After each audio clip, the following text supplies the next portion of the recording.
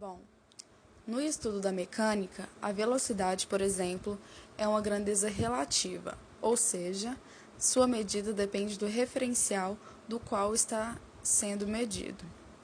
Em consequência disso, outras grandezas que dependem da velocidade também são relativas, como, por exemplo, a energia cinética e a quantidade de movimento.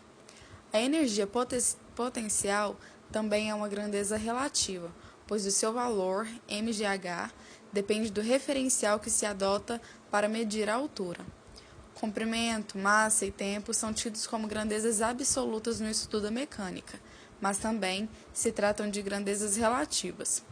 No entanto, a relatividade dessas grandezas só evidencia-se quando no estudo de situações em que se tem velocidades muito elevadas, ou seja, não desprezíveis, se comparadas com a velocidade da luz no vácuo, que é aproximadamente 30 vezes 108 metros por segundo.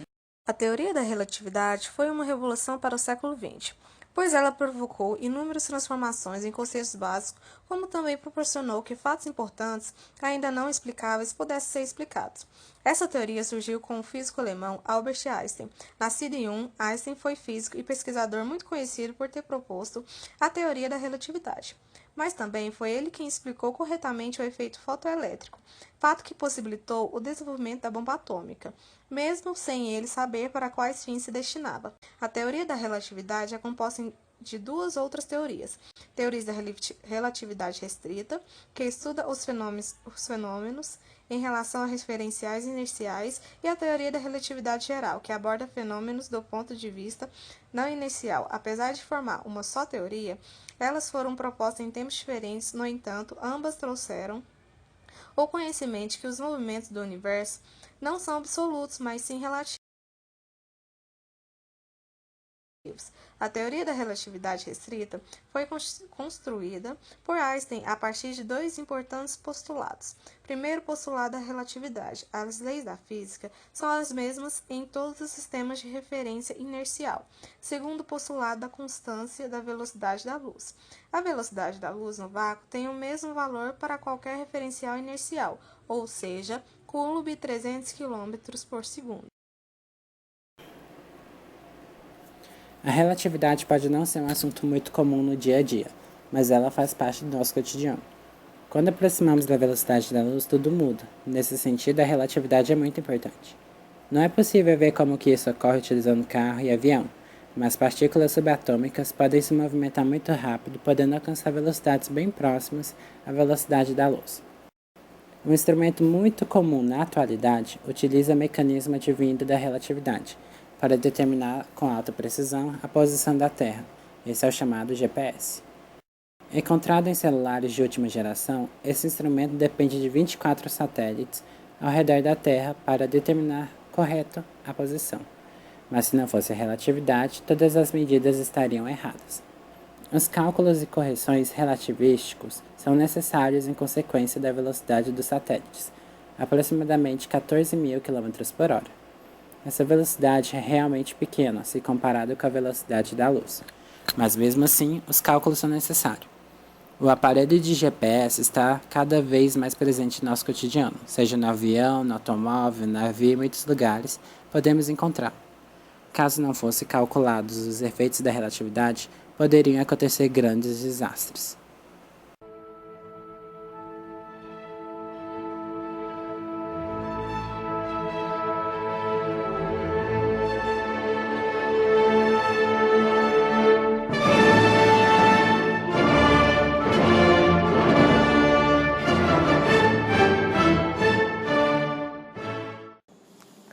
A teoria da relatividade foi publicada por Albert Einstein no ano de 1915.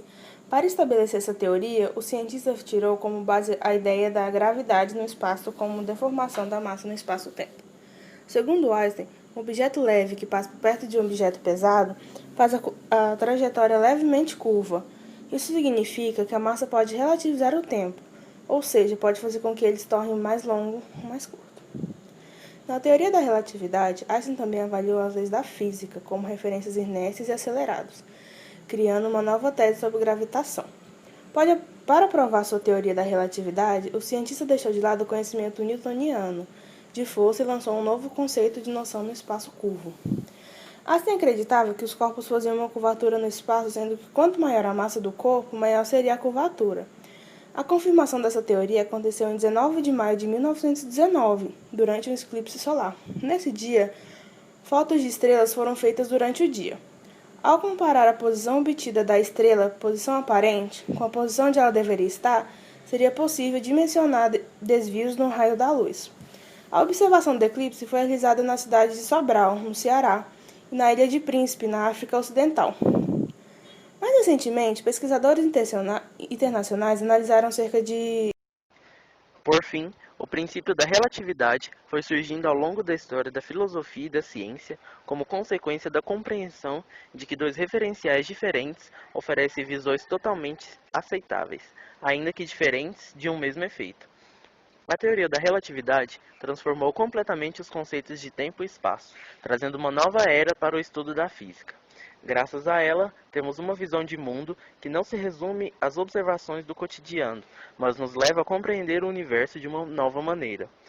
Foi Einstein o primeiro a dar corpo à teoria, juntando os diversos fatos até então desconexos de Newton e Galileu, os interpretando corretamente.